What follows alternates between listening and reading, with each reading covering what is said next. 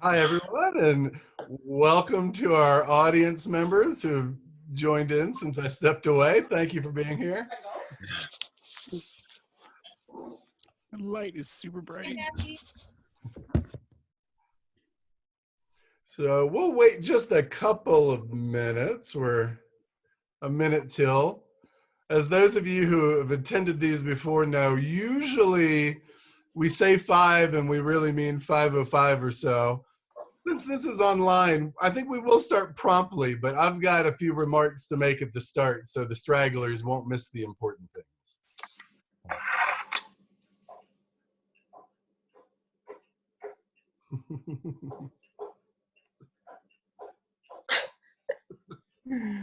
We can play a game of Hollywood Squares for a couple of minutes. Yeah. How that goes. All right, well, we got a couple other people joining in. Oh, it's fun to see some familiar names, faces I haven't seen in far too long now. I'm Lynn Boland. I'm the Director and Chief Curator of the Gregory Alucar Museum of Art, and this is MFA Speaks online. If you're meant to be somewhere else, stick around. It'll be good. So we're going to be hearing from our newest MFA graduates in a moment, but I wanted to make just a few quick announcements before we got started. The most important of which is this. The physical iteration of this year's MFA thesis exhibition is postponed until December, but it will take place December 5 through 19 in the museum's large temporary exhibition space, the Griffin Foundation Gallery. So in the meantime, there is an online presentation that you can reach from our website.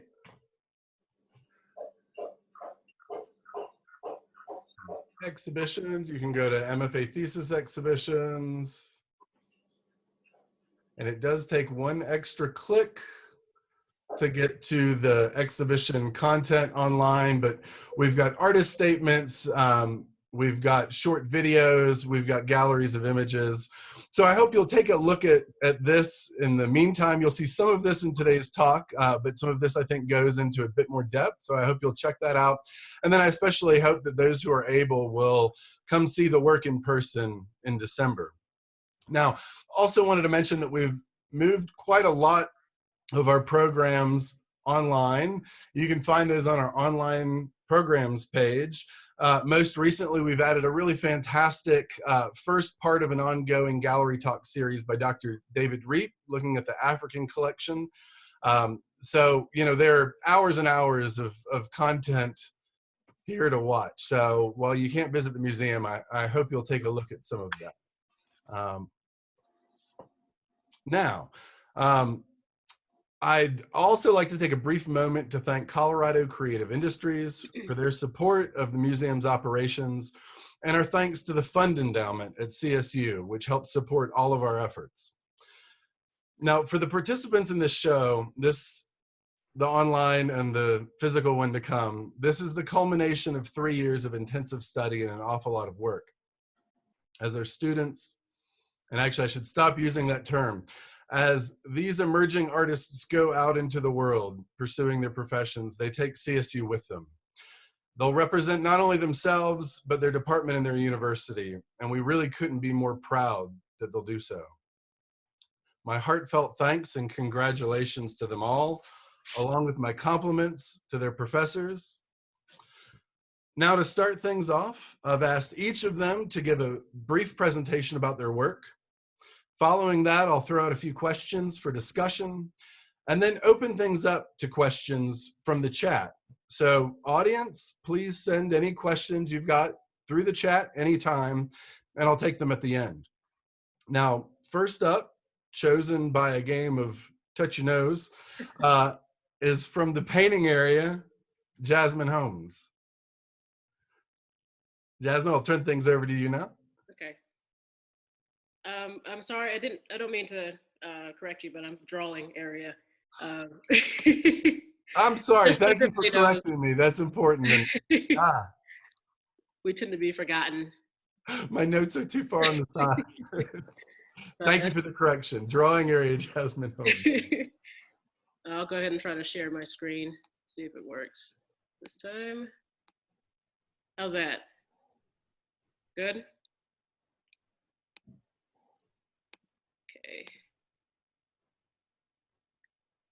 So the first thing I want to start out with is where I began, the beginning of my time here, and where my thought process was when I first got here for my graduate program. And mainly, I began to focus my artwork on more research and understanding exactly why I was creating work, how it related to me and my personal identity, and what it meant as a Black, like what it meant to be a Black artist within this society. So I began to read books such as Words of Fire, Black Feminist, Bad Feminist, This Bridge Called My Back, and James Baldwin, and a lot of other revolutionary Black activist books, just so I could truly understand like what psychology I was applying to my work, almost on a subconscious level. And once I started to do that research, I began to stumble upon research that suggested the social construct of race as being a fake ideology, something that was created by humans. It doesn't actually exist in science. And I started to focus a lot on that also, and why I needed to separate myself as a Black artist, and why Blackness as in itself was seen as different or operates in a different realm than everyone else. And this book series, The Invention of the White Race, is a very eye-opening study of the creation of race, why it was used, why the white race was created in the Victorian era to separate other people that didn't fit into this small kind of confines of what whiteness is, and how it was used to uphold the status quo, uphold hegemony, and keep the ruling class as the ruling class. So I began to think of all of these different things, and I began to create work in the beginning of my program that focused on these monoliths that the creation of race has created. And that feeling of loss of identity, loss of personality within all of these things, within the systematic marginalization, creates like this feeling of being a mass of people, and Dirge came about from that. This feeling of Blackness trapped within like a white created society, trying to gain identity through it. So I started to apply layering, just like the layering of systematic oppression and marginalization, and tried to apply it to my work so that my work wasn't just a flat surface. It had multiple layers on it, just like the system has.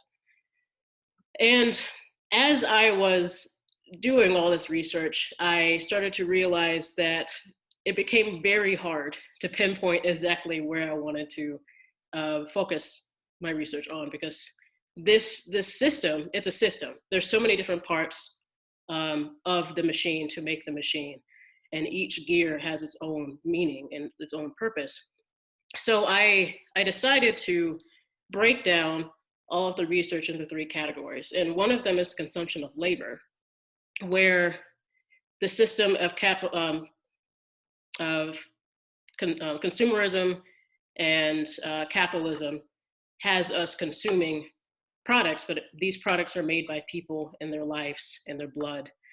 So it's the consumption of the flesh, the consumption of colored flesh, the consumption of Black flesh.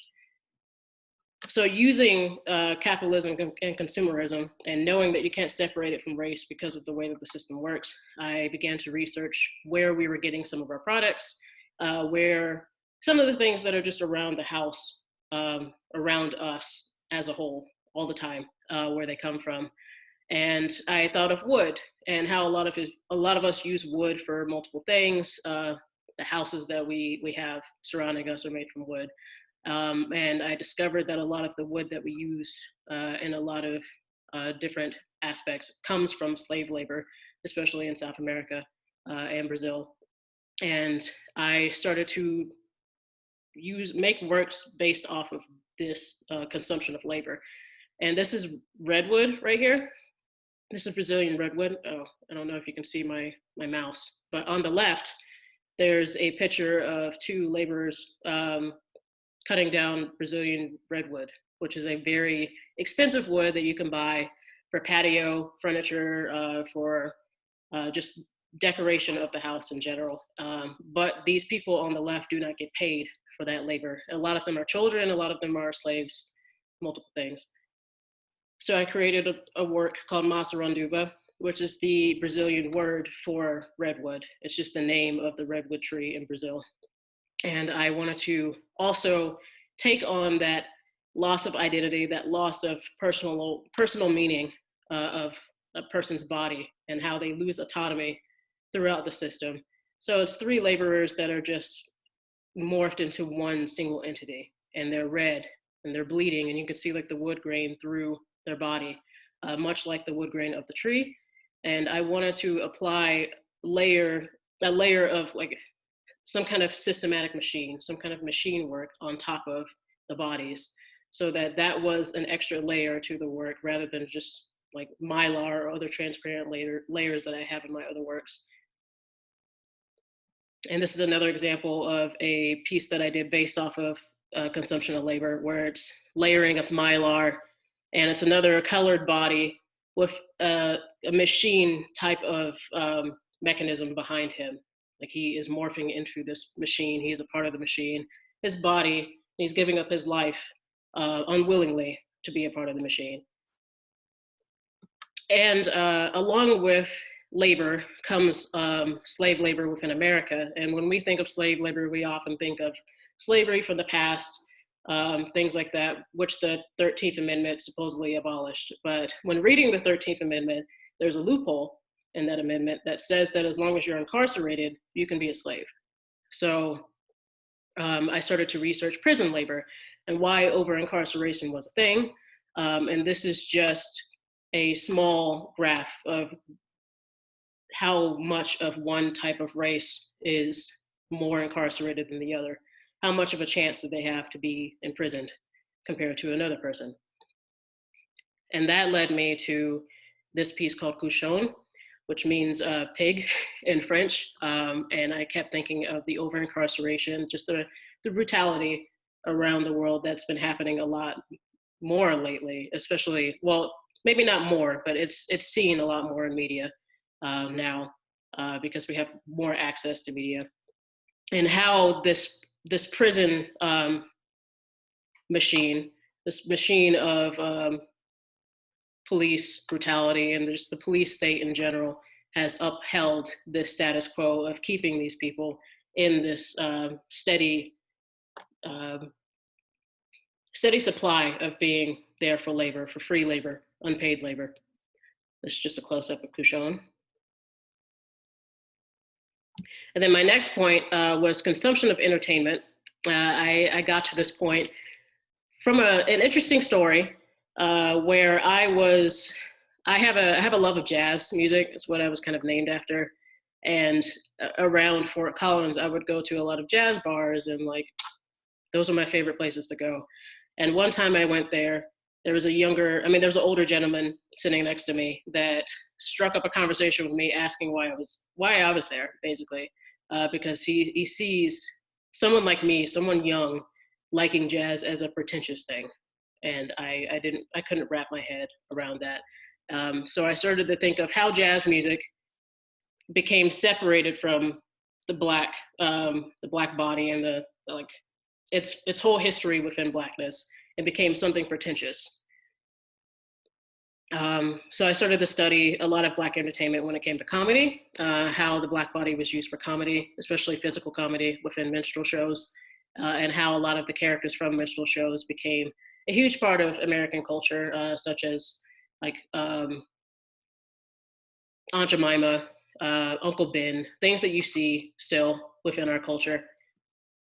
And speaking of jazz music, this was an excerpt from a newspaper from the 1950s, which isn't that far ago, not that long ago.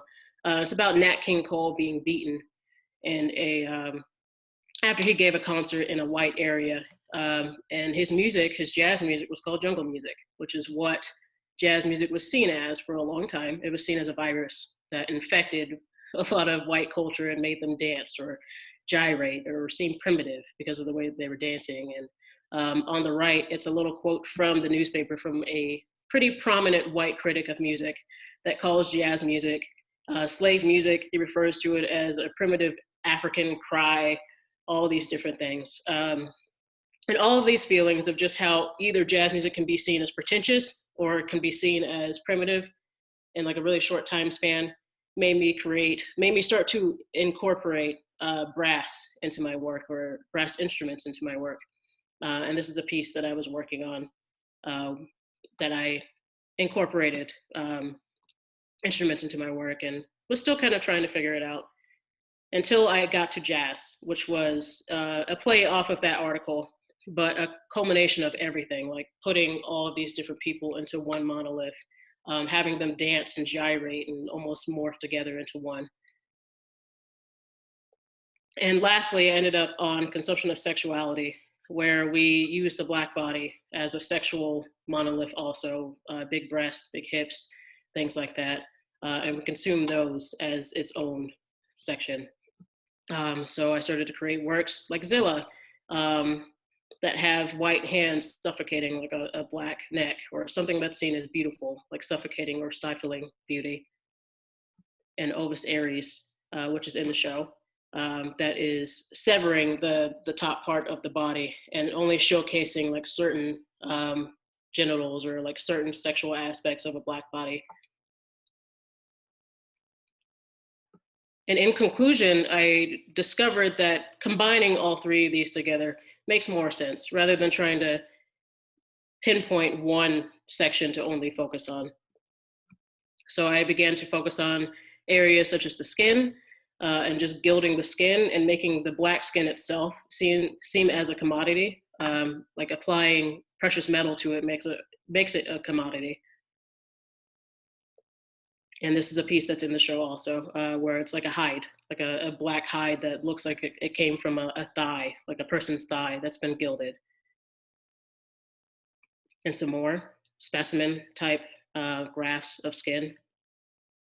And then I also started to incorporate labor, sexuality, and all these other things I just talked about into my work, into my illustrations, where it becomes like almost a surreal landscape, where it's all one single world that we live in that doesn't really make sense. It's almost like a dream because it's so ingrained in our culture, but we can't really talk about it without having to dissect it.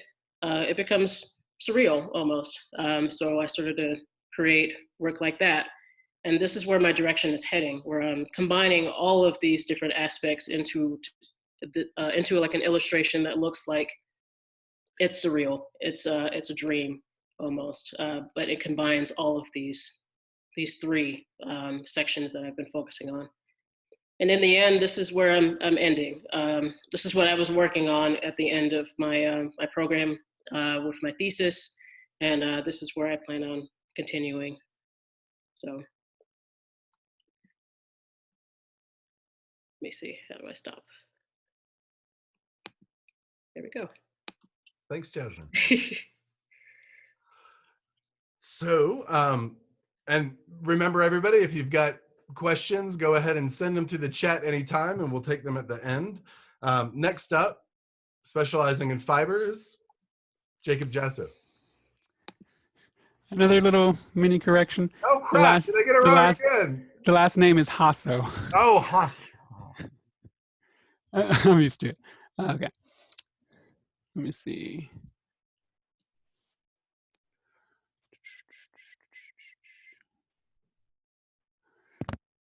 Lord, how do you... Nope. There we go. Okay. So yeah, my thesis work was working around ideas of managing and manifesting memory. Mainly memories of living in New Brunswick and the life that I got to have before I came down here to work on my master's. Moving down here from New Brunswick and re-immigrating back, I don't know, it was a big change. It was a huge shift. New Brunswick was finally a place that I felt like I'd found a home. I'd found family, people that I was willing to live and die for. Yeah, so a lot of these memories, the people and places kept taking over my practice. Sort of in a way of persuasive visions. One particularly is of a friend, Benjamin. He's not in this presentation, but the final work is in the thesis exhibition, so go check it out. But yeah, so it reminded me a lot of Shaker worship and Shaker service. These ideas of workers worship, and what is it? And translating these sort of bigger concepts or vast emotional wells into images that can be easily sort of synthesized and understood. One of them that I feel like plays a lot in with where I was going with my work comes from the New Lebanon colony in New York. This was a gift work that was created by the colony. The story goes that the spirit of Adam came down to the colony and gave them this plan for a city in heaven, which also shows a lot of design tenets that the Shakers had, where you have lots of grids, intersecting lines, or grids with no intersecting lines.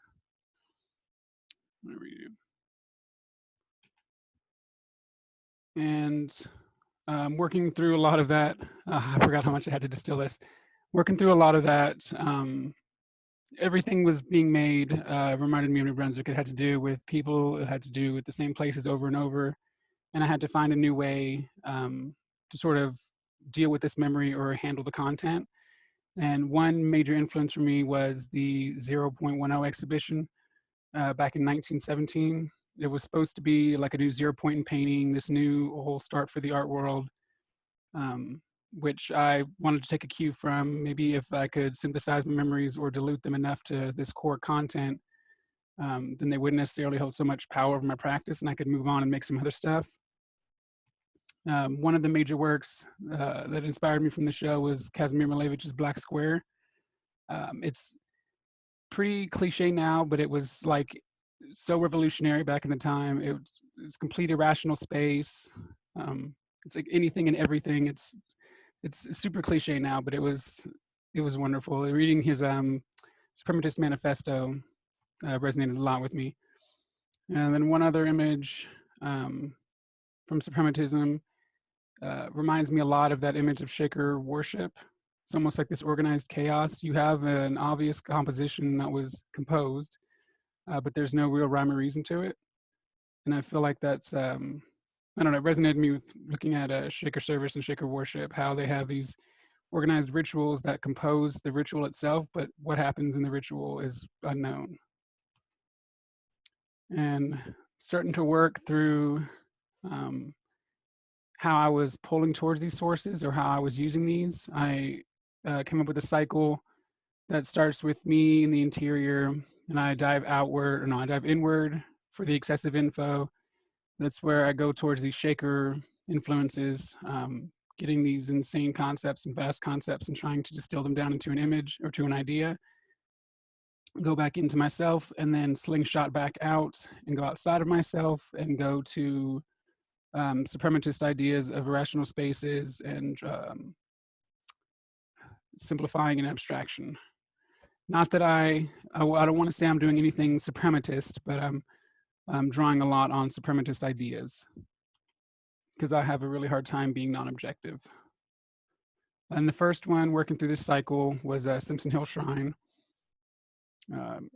It shows more or less where I was getting with my work at the end of my time here. I was using a lot of CNC milled, MDF, a lot of velvet, and a lot of seed beads and pearls that started to echo or symbolize the ocean or the Maritimes for me. I could go back to those beaches whenever I wanted to. In this shrine that's posted in here also was a part of a cycle when I was living in Canada. Like the last 6 months, almost every day I walked up to the top of this like hill, little mountain thing, and placed a candle in a crevice. And there were tons of these things all over the place on the top of the hill. And so for me, going back, working on this image, trying to refine it, again, going outward, looking at suprematist concepts, or maybe it's not so much about trying to show the objects inside of it. And so I'm trying to start flocking and cover them and give more emphasis to the boundaries. So you still have some parts that are exposed, but a lot of the other parts where you might want to see the shine of a pearl or the shine of a shell or something, it's kind of denied. That's not what's important now. And then after that, I went to a third step of the cycle and got to the boundary being the most important thing, or the shape of it, rather than everything that's inside of it. And then after I got the shape of the heavens done, I felt like I was at a point where I could start working on more of my ideas of myself in Canada, rather than the experiences and moments that just came flashing back. So I used an image of one of my last days in Canada, or New Brunswick, and went ahead and used the same hand-dyed materials, velvet, seed beads, and pearls that I use in other pieces and in other quilts, so that this version of me, I gotta be careful what I'm saying with versions of me and not get too confusing, but so that this version of me can exist in that same universe as the quilts and the other pieces of artwork. Allowing me also to sort of understand that that distance was always only in my head, and that I could always kind of go back whenever I wanted. I had all these memories flooding my head all the time. I didn't necessarily have to go back. I could go there anytime I wanted. And that's just some more details of pearls and beads, trying to call the ocean. Yeah, that's the end of it. I don't know. Yeah. I found peace working through a lot of art.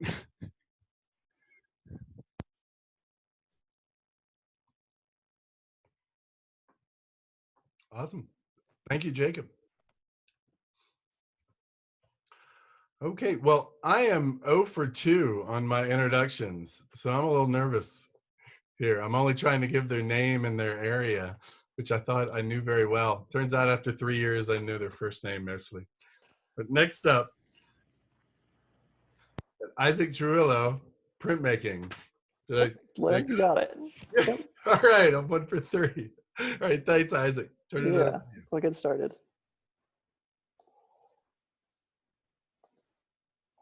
Hi, everyone. Thanks for joining the MFA Speaks. I want to first give a big thanks to Johnny Plastini and my committee for helping me through my master's. I really appreciate everyone for helping me.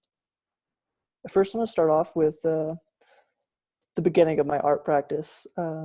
It's been about printmaking and rock climbing. They've always been together and just have always it's what started my interest in wanting to be an artist. Over my master's, the culmination of everything that I've made comes down to this little phrase, intrinsic motion, and I just want to define it really quickly. Intrinsic meaning belonging naturally and being essential, while motion is the action or processing, the process of being moved. From here, I want to go into the art and sport of rock climbing. There's so much that goes into rock climbing. Its location, duration, difficulty, the style of rock, its exposure, and ascent number, meaning how many people have actually been able to do the climb.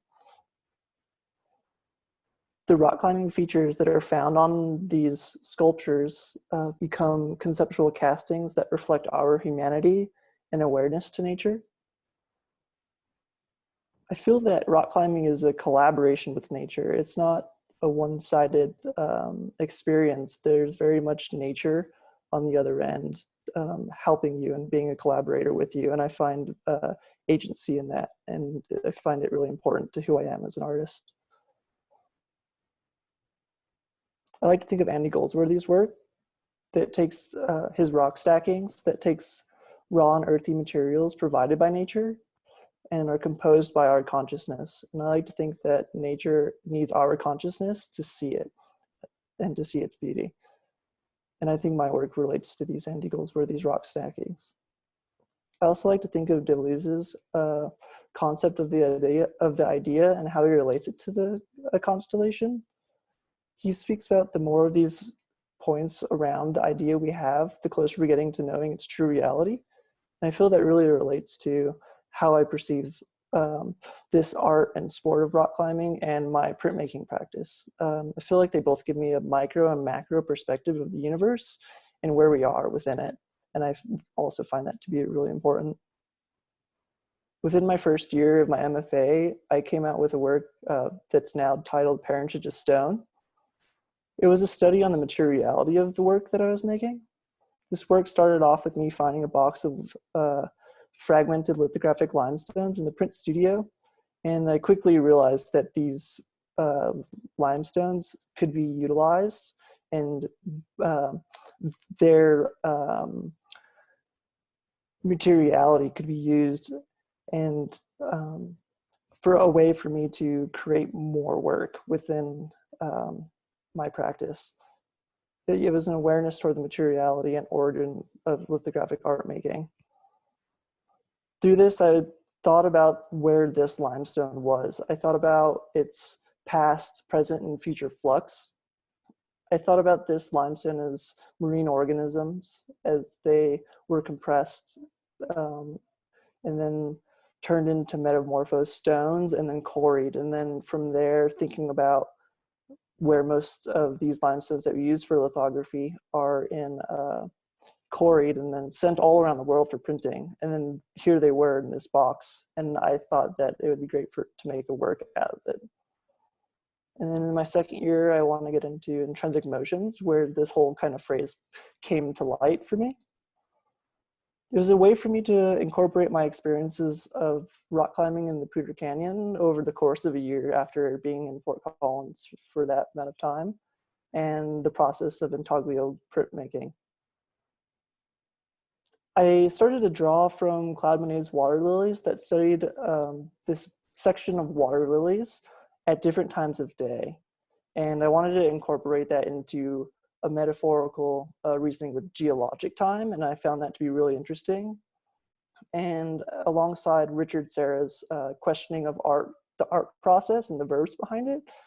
And I really started to put that into the zinc plate that we use for intaglio printmaking. So combining my printmaking practice, climbing practice, and historical references of the past, not so distant past, into the work, I felt was really gonna find new perspectives and ideas for people to see through my work. The work not only stopped at the 10 prints that I created, but also had some subsets of prints that were able to come out of it. This one is the Weathered Granite series that really focuses on geologic characteristics. This one in particular is spheroidal weathering, where edges start to round out due to erosion and just the processing of the earth. I like to think of it as the landscape is really starting to become a metaphor for printmaking too. So the landscape and printmaking are always feeding off of one another. Embossments were also created that were reminiscent of Barnett Newman's zips, but these embossed zips weren't confined to a vertical orientation. They were veering out at different angles and perspectives that were relatable to that of climbing, and allowed the viewers within the art to really find a place of rest, or in other words, nesting, and to view into the work and really just kind of meditate into it. From here, the work kind of turned into a sculptural sort of work that extended past just printmaking or drawing and really became sculptural. And I found that to be quite fascinating. I also really got into thinking about simulated spaces of climbing and how these can be perceived as art as well. In 2019, I had the opportunity to have an art show and create my first mural. I don't really see myself as a painter, but it was a great opportunity to have an opening with the Intrinsic Motion series and this work of the mural alongside active climbers that really allowed me to see that the sport of climbing can be seen as an art form within the 21st century. Yeah, okay, thank you. Thank you. Let's see. Next, we have Oh, let's see. We've Oh, still, let me stop this. you bet. Sorry. It's I was okay. like waiting. I was like, what's going on? Now we're gonna get really interesting, and we're gonna have different artist talks over other slides. No, so next up we've got Lauren Faherty, sculpture. Oh, sorry, Lynn. I think you changed the order. You skipped me. Oh, did I? Oh, Janine, you're right. You are 4. Okay. Boy, you are. Yes, you're on a roll today, huh? Yeah, all right. I'm just making sure everybody's paying attention. Well, I mean, this could be really fast. No. You have all of your normal time. I'm just having trouble reading my notes. Janine Thornton, fibers. Okay. Thank you. All right. One sec here. It seems I lost my mode that I was in. Slideshow. Okay. Okay. All right. So this was the title of my thesis, From Sacrificial Lands to Reciprocity, Art and Social Engagement. So I wanted to start with this quote. My MFA work has focused on interconnection and oneness, and I really feel like this quote beautifully describes the sense of separateness we have when we have this awareness of our separate individual bodies, but it also talks to the experience of oneness, which we can get when we start to realize our relationships within the world. So initially I began my MFA work and I was really experimenting with a number of different materials. A lot of that was driven by the fact that originally when I started my work, I was starting from a place of pure fabric. And now I was starting to explore looking at different yarns, looking at ropes, how these things are connected. And in turn, I also wanted a kind of a structural material to ground things, to kind of give that sense of weight, of connection, of structures to be able to kind of hold these forms. So I spent some time looking at some different materials. In particular, these are showing some of the experiments that I did looking at cement and also at some wood that I was putting in some different shapes using different techniques as places to connect these different strings. So I was really trying to do is build a vocabulary. I was trying to build a material vocabulary that could really help me to express some of the ideas that I was having percolating in my head. So after I had started this material vocabulary, I started to look at my relationship with where I live. So as part of this idea of interconnection and oneness, I was really looking at different relationships and then how where I live actually shapes me as an artist. So I was looking at ways to develop these ideas of expressing interconnection through this place, the area where I live, and which is an area that I feel very connected with. Where I live is predominantly rural, and right now it's going through this period of this urban development, significant amount of urban development. So I really wanted to start to look at, using this material language as a way to show, kind of express how these changes are affecting me. And this piece, Landscapes, was one of the first pieces that kind of came out of looking at this.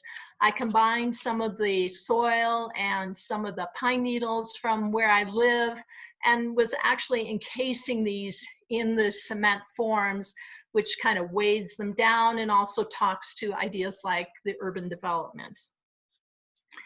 So as I was moving forward with some of these ideas, I started looking at, with this rapid population growth, water resources become a significant concern. How are we all going to have access to water? And so that kind of led to the piece on the left called Our Water, which is really talking about our assumptions about water availability and water purity. We automatically assume that our water has some level of purity. And so what does this all really mean? And then I was also looking at kind of like the multiplicity of connections that someone has with society and with place. And so I took one of my t-shirts and I embedded it with cement And then that, to me, addresses kind of, you know, manufacturing, my relationship with society as a consumer. But I was also wanting to show that in addition to this, I also have this relationship to where I live. And that then becomes symbolized by these tangled bundles of pine needles and rust-dyed yarn. So plastic has been something that, you know, I get very environmentally conscious. I try to recycle. And so I thought, oh, you know, I'm doing my best on recycling, so I must be keeping my plastic down to a reasonable level. So my whole idea of the plastic, my relationship with it was just really kind of automatic and largely unquestioned. I didn't really look for where it was in my life. And so what I wanted to do was actually examine where plastic was in my life. What was it doing in my life? How much of an issue was it, as I'm looking for all these ways and opportunities to try to minimize plastic consumption and recycle as much as possible. So I spent a summer weaving non-recyclable plastic and collecting it over a period of time from various packages that I had, or from food products or shipping, packaging, and the various insulation and things that were in my life but I had not paid attention to. And so I wove all these strips together with plastic that would normally have gone to a landfill, and this end result was a 40-foot weaving. And so I combined that then with these cement cylinders, and the cement cylinders give this tie back again to the whole idea of the consumer, the idea of these manufactured materials, and how these materials are within our lives.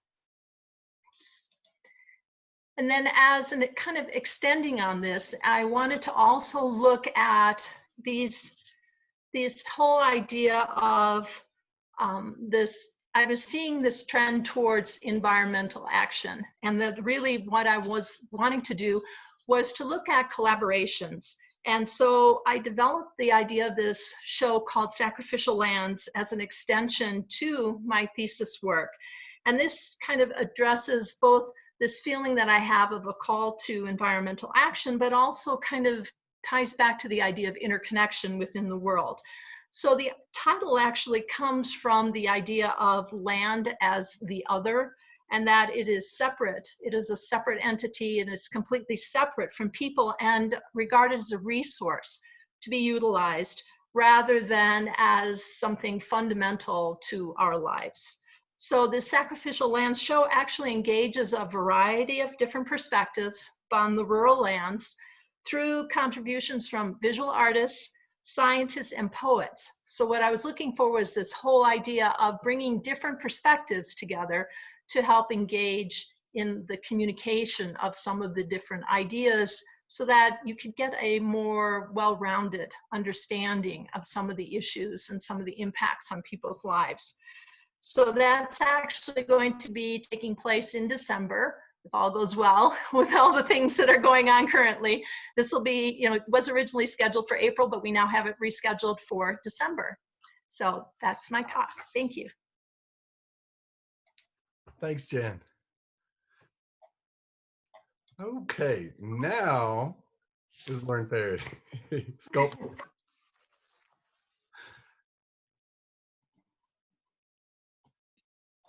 And let's see. Let me just share the screen.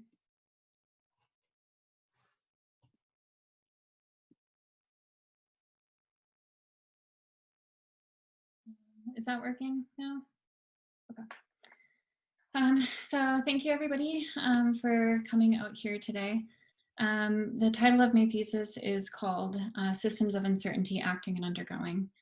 And I've divided my research into 4 main components. Oh, it's not letting me. I've divided my research into 4 main components where I talk about body, structure, line, and craft, which I'll break down within this presentation going into my thesis work. So body as a basis for my artistic investigation, structure as a way that I think about the body as structure, line as the way that it relates to the human experience, and craft as my making process and how I engage with my chosen materials. And systems, I've long been really interested in how the body is supported by an abundance of systems and how we function and engage with one another throughout those. And I think about system in two different ways, of acting and undergoing. Acting is when our bodily systems are healthy, when they're building upon themselves. It's a progression. It's almost our default way of acting within this world. Where undergoing, on the flip side, is when our bodies are introduced to a moment of stress. They're impacted of forces that feel outside of our control. Examples of this are disease, aging. I like to call these biological disruptions. And within these two words, I'm able to understand the nuances of the human body within my work. And as the body as a system that acts and undergoes, and how we toggle back in between the duality of these two. Michael Burry is a scientist who has coined the term biological disruption, and he talks about this on the impact that it has physically and mentally to people that are dealing with chronic illness specifically. And he talks about how chronic illness involves a recognition of the worlds of pain and suffering, possibility of death, which are normally only seen as the distant possibilities or the plights of others. And when you're confronted by a biological disruption, it almost feels like your body's betraying you. And for me, it was no longer a distant possibility, as I have had the confrontation of biological disruption due to my family's history of autoimmune disease.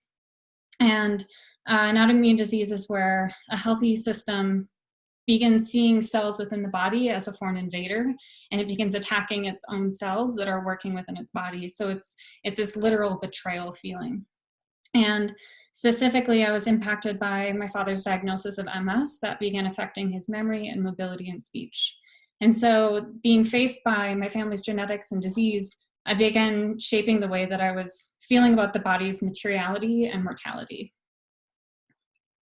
And so for me, in my thesis work here, acting and undergoing was a way of dealing with thinking about the body as these systems that are really messy and complicated, as these body systems are in a state of repair and disrepair, as one that is acting and simultaneously undergoing at the same time, and how we deal with that within our bodies and within the bodies of our family members as we experience and walk through life.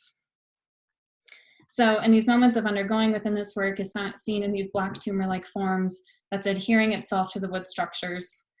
We can see it here in this piece where it's binding onto it and taking off of the stability of the forms and pulling them down and wrapping onto the fiber forms and bursting them open in some areas.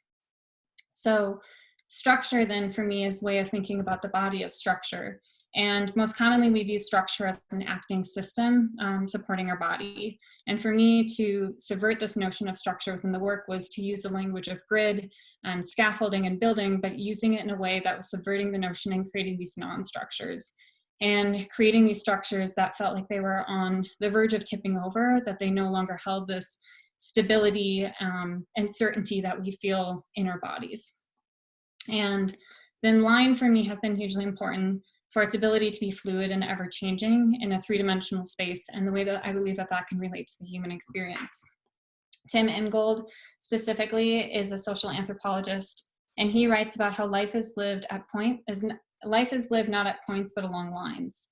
And so my practice within the wood structures and within the plush fiber lines uses line to document the paths in life as they begin to weave together and create these really complex and tangled nets throughout the work. I see line as an agent of change within my work, especially because within these pieces, I'm not trying to create fixed points. Instead, I'm trying to create these moments that are in a state of flux, that are constantly changing, like the human experience. So the lines within my work are constantly moving. My sculptures, every time that they're picked up from one location and brought to another, the structures start to break down, the plush forms have to be cut, reattached back to each other, and they're constantly moving. So each orientation that the work is in each location is never to be replicated again. And then lastly, looking at craft. Craft has been hugely important within my practice, thinking about it as looking at the readings of Glenn Adamson, Maria Elena Busick, as well as Richard Sennett, as thinking about establishing craft as a way of being, but also as a way of making. And I believe establishing craft within my own practice as a relationship with skill, repetition, and engagement, and this dedication to fabric specifically through exploration has provided me with these skills to intimately understand its capabilities, the tools, and the context of my chosen material. And most importantly, how generational learning relates to my body and my way of being within my practice. So here's some pictures of my grandmother. And thinking about craft as generational learning, that craft is often passed down from one generation of artisans to the next generation of artisans. And how my grandmother was an extremely skilled seamstress, and she taught my mother to sew, who then in return taught me to sew. And sewing was a way in our family of this fix-it-yourself attitude, that you wouldn't go out and buy new, that you would fix and repair what you already had. And so in my work, instead of buying new fabric, all of my fabric and all of my materials are thrifted and sourced specifically from secondhand stores, as I'm really interested in the stories that fabric holds, as they're experienced while their scraps are passed from one family to the next family as this generational passing of knowledge. Susan Stewart, who writes about materials, says that we do not need or desire souvenirs of events that are repeatable. Rather, we need and desire souvenirs of events that are reportable. Events whose materiality has escaped us, events that thereby exist only through the invention of narrative. And I believe that fabric participates as a souvenir to communicate the human experience in reportable events. And when these individual moments within my work are quilted together, they share these stories of this collective human experience within the work, which is very similar to our biological systems that are acting and undergoing. So as our bodies document these reportable events through scars and fractures and other injuries that may be visible to the eye or not, these quilted plush lines within my forms are reflecting this history as they are cut and sewn back together, mended in places of tearing, and distorted out of their control by black tumors, forms, and other aspects. And so as I quilt these found fabric remnants together, I'm working to preserve their histories and stories. And within my own family, as parts of my father have become lost to a biological disruption, I'm attempting to preserve the pieces that construct him in the same way. So as a caregiver, I mend the pieces back together like the fragments of the fabric and attempt to restore his materiality of reportable events that I feel have escaped us. So in conclusion, my studio practice really deals with the struggle of being human and of being a physical material that is capable of living a life outside of our control, whether it's acting or undergoing. And so found within this work are these anxieties and the betrayal felt by the deterioration of the body. Yet I'm also able to understand the human experience as these lines of uncertainty that have this shifting nature every time they're displayed. So as I'm acting as a caregiver to my work at these non-structures, stitching them back together, I'm attempting to restore them back to their original form, even for just a moment within the work. Thank you. Thank you, Lauren. Okay, we have one more artist talk, and then we'll take some questions from the chat. So last up, we have Samuel Dong Saul in the graphic design area. I'll make it quick. Oh, you're all right. Yeah. Right? We've still got a good crowd. People aren't dropping. You're all right. Okay.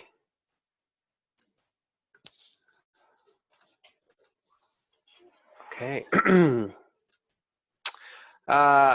I think that the presentation that I want to talk to you about relates very closely to the one that I did of my thesis, because a lot of my work does relate to this kind of sensation of going and feeling like Alice in Wonderland.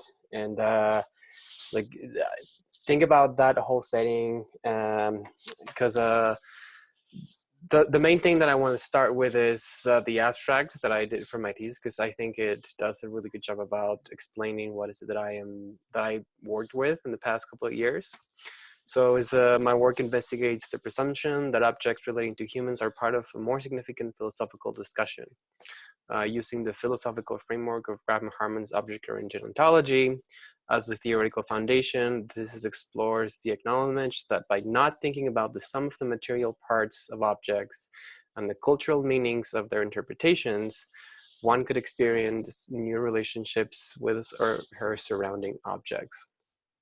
So with this kind of idea in mind is that there has been a well-observed differentiation between the subject object. So one thing is the artist, the other thing is the work, and the other thing is the world, that kind of they all kind of interact with one another, but they're not really part of the same circle. So my intention is to kind of create this sense of feeling that there's really no distinction. So and I'll go this and I'll go back in a way that truly breaking the separation of subject and object. So this is when the object-oriented ontology and the Into Wonderland kind of message comes into play, because if you think about Alice, like everything that wasn't part of that world kind of is alive.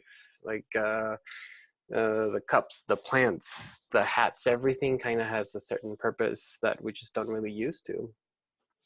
And to kind of just solidify that the theoretical framework is that this philosophy does cover some important facts, that this theory deals with every type of object rather than reducing them to one privileged type, which most of the cases is us, the object, and that the same way animals, imaginary creatures, concepts of ideas, or even atoms in your body are just as worthy to be part of this philosophical discussion. This idea of imaginary, that the unmaterialized thought should be considered as an object, is nothing but fascinating to think about. And for kind of the work that I started doing after reading these things is my proposal was to remain somewhat inconclusive about the semiotics being used in the work. So this is not giving clear signals and symbols of like, oh, well, this work means this thing. I'm trying to prevent you to have like this immediate reward when looking at an art object. So one of the first pieces that I started exploring with, it's called Distant Memories, and this is an abstraction of a lot of the typographical work that I was doing before, which was very illustrative and graphic. So this piece is an alteration of all those little squares that I've been working for a long time, and my hope was to kind of let you kind of jump into this gradient-like world and start making your own assumptions about the work might be. And for the most part of my research, I kind of solidified that a lot of the interpretations that we have with objects relate to language and personification. And the language piece comes into this image. Some of you might know what this is from, some of you might not. This is a still from a movie called Office Space, and throughout the whole movie, this printer is an object that just doesn't work. And I'm certain that a lot of you have experienced some sort of relationship with an object that you just like completely hate because it's not doing what it's meant to do. But at the same time, that's because we're so accustomed that these objects are there to serve us.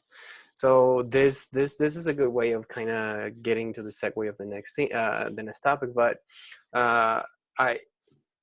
I think like this is one of the crucial things for me, because I did experience this myself. Me working in a graphic design lab, I had a printer that I couldn't make it work. I worked on that building for 3 years, and that printer would not print once. And it's like a $5,000 printer, and I wanted to experience the same thing.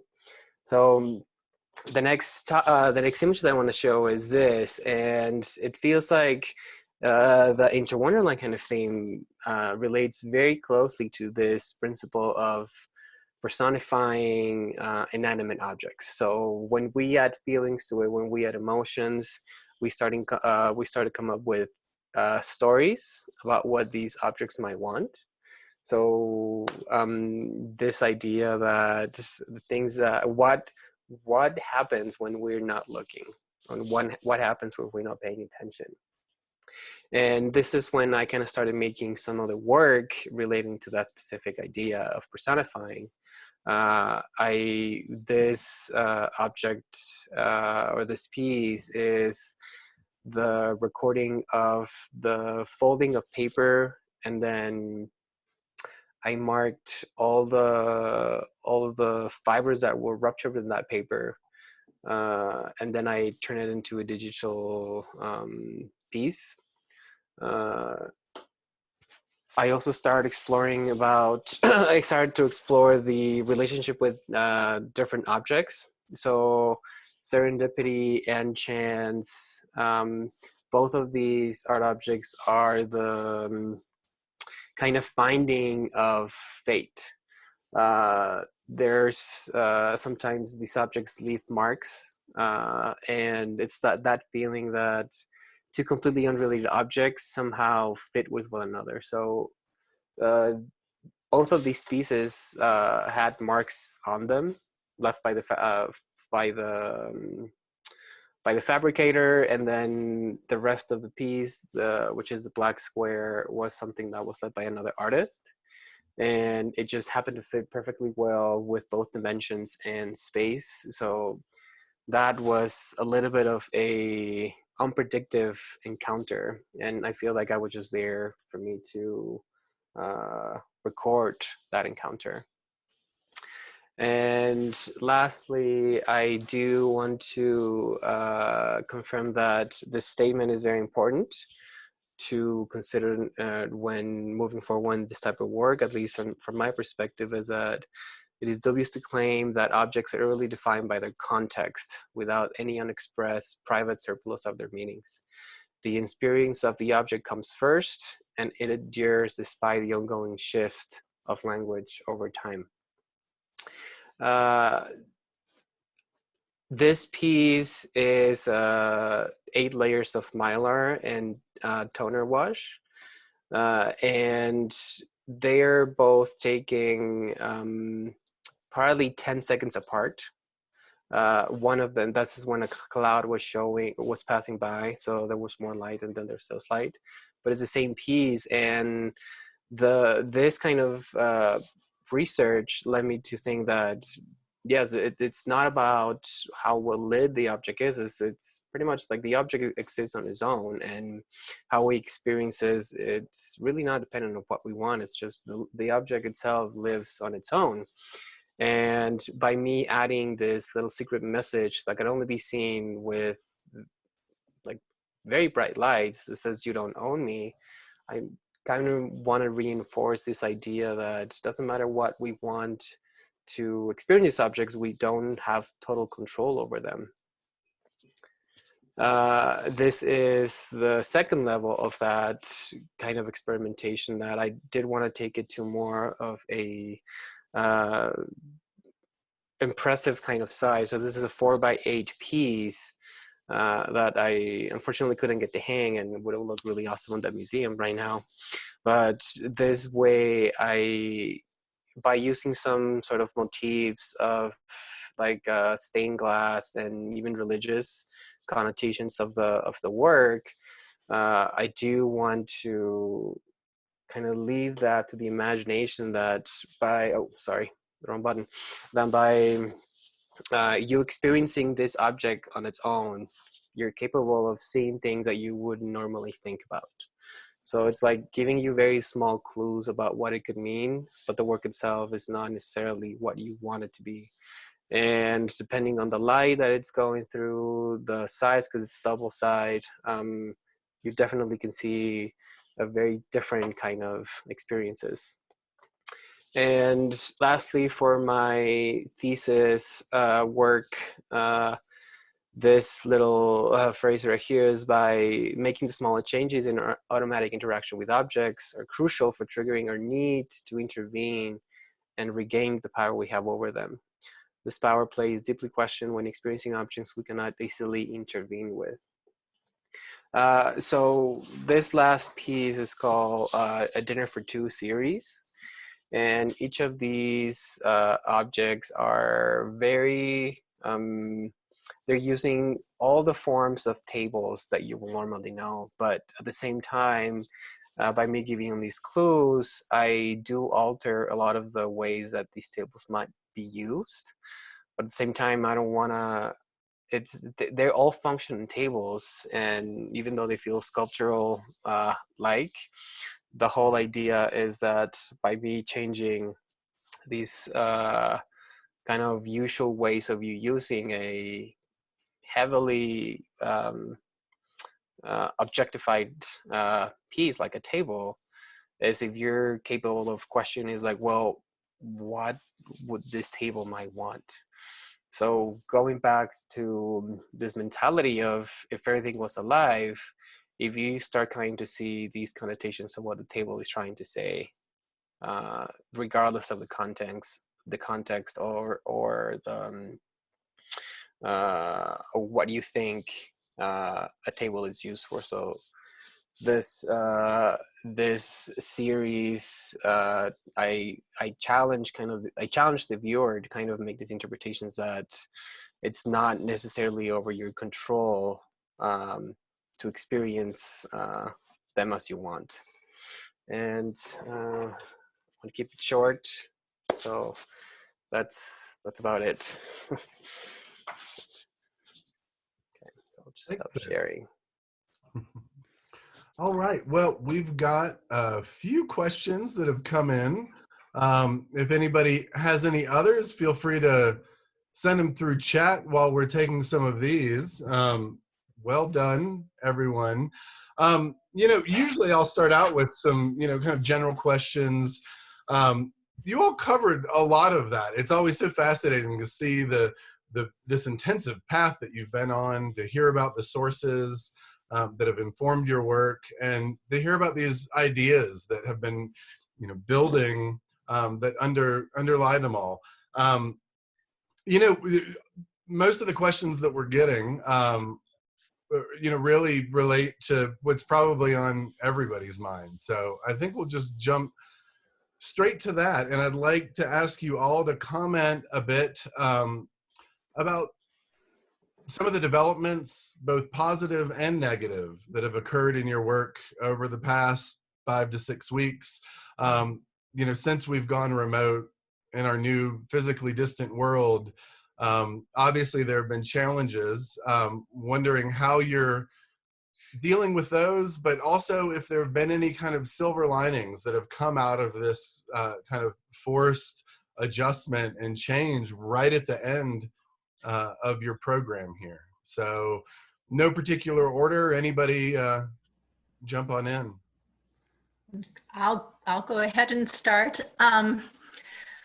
From my standpoint, because I'm in the midst of trying to do some collaborations, one of the challenges for me has been with regards to that Sacrificial Lands show and having it rescheduled and not being able to do a lot of the interactions with the various people that I would really have liked to do face to face. But on the flip side, looking at the silver linings, what I've found is that I'm now looking for different places outdoors to actually display my work. So it's by being isolated, I'm now starting to look for different opportunities to do work that can be done kind of in an isolated manner and then put that into some kind of video or photographic evidence. So those are kind of the two impacts for me. Thanks, Jan. Sure. Who's next? Okay. I can go next. Lauren? I feel like for me, I feel like so much of my practice has really been based around thinking about the body and this preoccupation about the body. And now in this world that we're living now, that is in the forefront of everybody's mind as well, of thinking about the health and the place that we are in. And I think for me, it's almost to kind of be just in my house and out of the studio and kind of away from also other people. It's been a way to kind of take a step back from being so preoccupied with it in my work, and taking a step back from the making process and having this reflection process on it through wrapping up in this program. But also has shifted in ways that I can think about making my work without making these tall, large pieces that I don't have access to in a studio. And so I think for many grads, when they come to the end of the program, there's this point of being like, oh, I'm done with my work, I've defended, I now have a month to play around in these studio spaces and do these other projects that I haven't been able to fully dedicate myself to, but now we're taken out of that studio space. And so thinking of recreating that in our house has been kind of interesting. And for me, I've been wanting to make drawings, which I don't consider myself a drawer whatsoever. I usually call my drawings like little mini sculptures, and that's how I draw. Those are my sketches.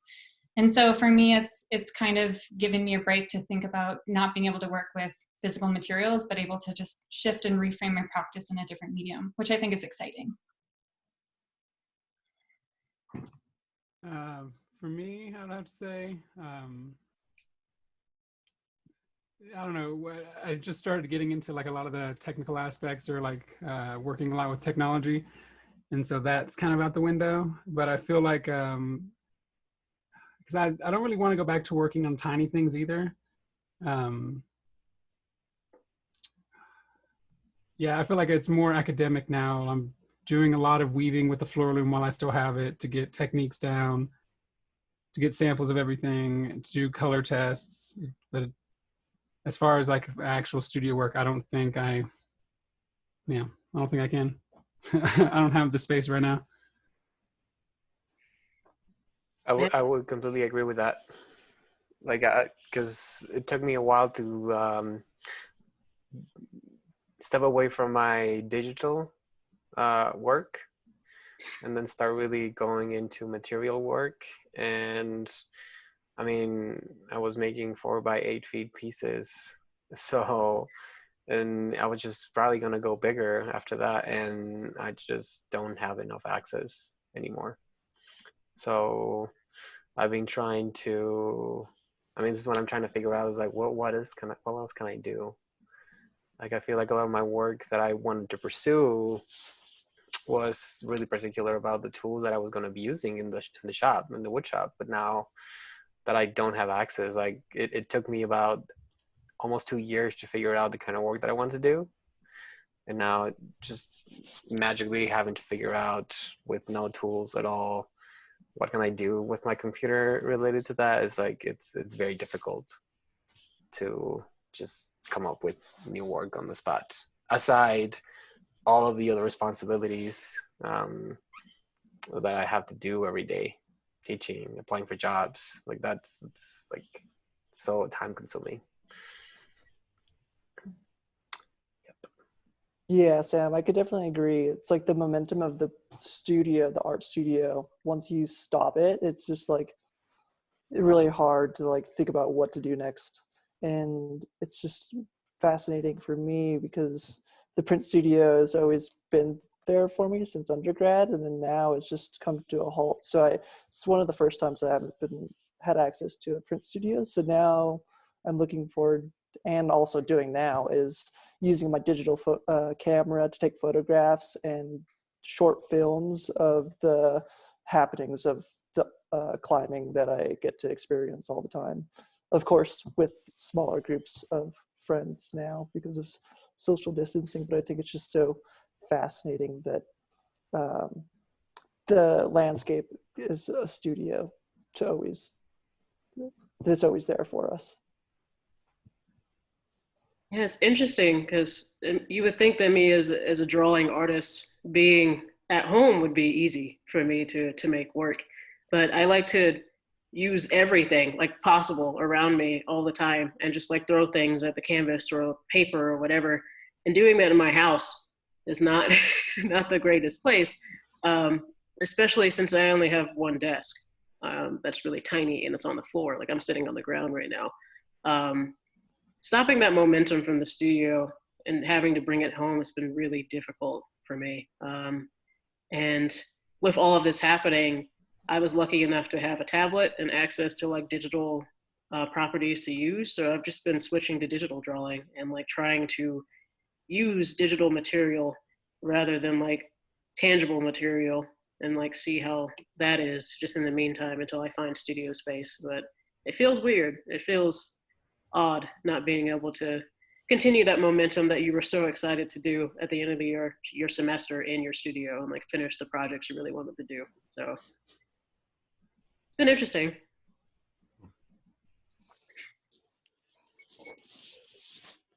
Well, thank you for sharing that. You know, we'll have to check back in December and see what else has developed. Well, you know, we're coming near the end of our time. If others have any questions, you know, feel free to unmute yourself and shout out now. If not, I'll ask our 6 MFA grads if there are any kind of parting comments that you'd like to leave us with. Have fun in the next election. I think I can answer just Johnny's question. Why do I have against printers? That's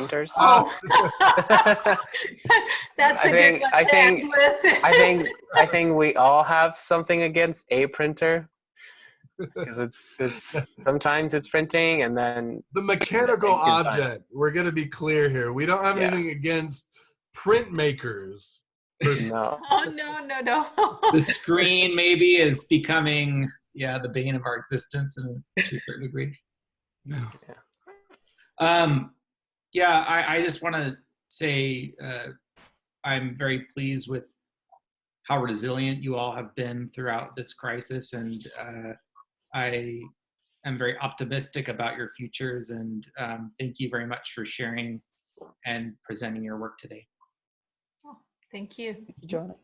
Thank you. Yeah, a lot of congrats all around in the chat and from us all. So everybody keep in mind, December 5th is the big date. Hopefully it can include a party. Are y'all still looking at possible shipping and/or travel budget? Okay.